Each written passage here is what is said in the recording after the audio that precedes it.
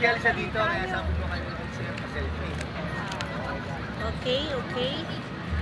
We are here now in Plaza Independencia, where we are going to celebrate the Independence Day of the Philippines.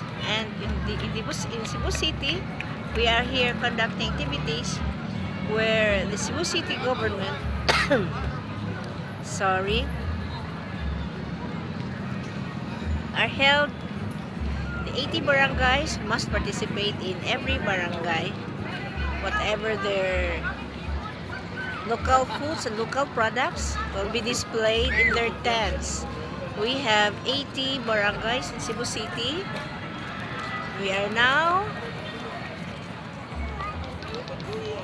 okay, this is one of the barangay.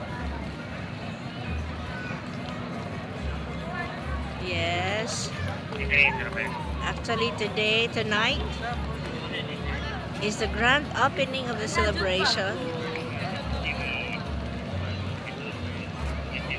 Hello everyone. Hello Cebu City, Philippines. This is it. This is it. Okay.